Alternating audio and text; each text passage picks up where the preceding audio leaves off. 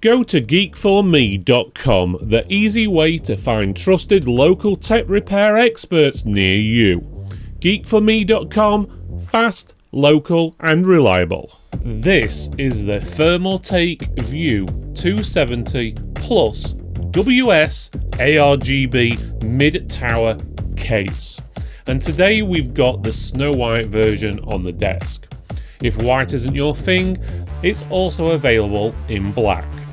The first thing you notice is the tempered glass on the front and the left side. It covers a big portion of the case so you can see your build clearly from multiple angles. Along the bottom there's a wood accent section which helps stand out from the usual all-metal look. On the white case it's a lighter wood finish, and on the black case it's darker.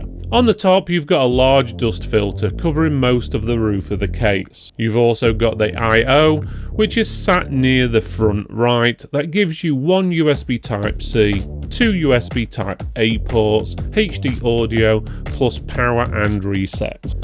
Cooling is one of the big focuses here. You get free 120mm ARGB fans pre-installed. Two are reversed bladed fans which are mounted on the side, and they are aimed at pulling air in while keeping the nice side of the fans facing the glass.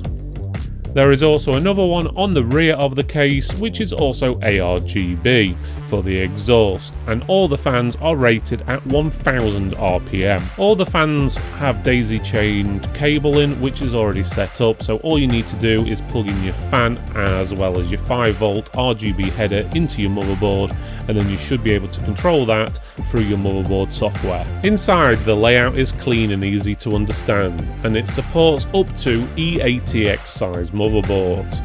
There are plenty of cable cutouts, including one through the PSU shroud near the GPU area.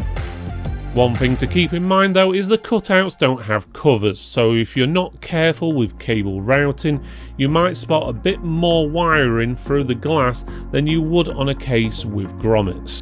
On our white model, all the cables are white, with the exception of the end of the audio lead, which is multicoloured. Around the back, it's a standard setup with 7 expansion slots, and the PSU gets mounted at the bottom, and the rear fan is already in place.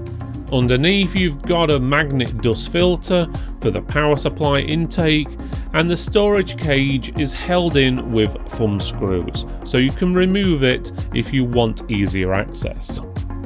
For compatibility, the case supports up to 180mm CPU cooler height, up to 420mm graphics card length, and up to 280mm of PSU length. For cooling options, you can fit up to 9 120mm fans in total, and it supports radiators up to 360mm on the top. For storage, the case supports up to 2 3.5-inch drives, as well as a 2.5-inch drive as well. You can remove one of the 3.5-inch drives and mount another 2.5-inch drive if you wish. But in basic day-to-day use, it seems quiet under normal loads, and like most cases, it will get louder when the system is working harder and the fans ramp up. Regarding airflow and noise, it's always a tricky one to measure perfectly on a case, because it changes depending on what parts you install, how hot they run, and whether you add extra fans, or even change the fan curves. The case comes in a standard brown box with an image of the case on the front and some specifications on the side.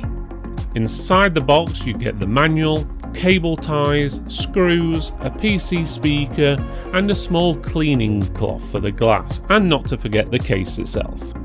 So overall you've got a case with pre-installed fans, it looks nice and does what most people are going to need. The wood accent is the big different point here, because it adds something you don't normally get on the usual plastic and metal designs. If you're aiming to build a high-end machine, you've got the space for a large graphics card, tall air cooler, or even a 360mm radiator up top.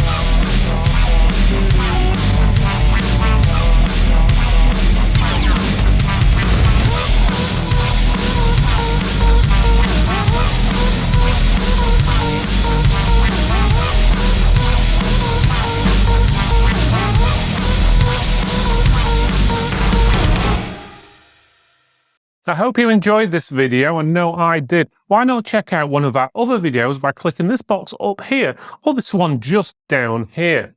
Otherwise, you can give us a thumbs up, like, subscribe, comment below, let us know what you think, and we'll see you next time.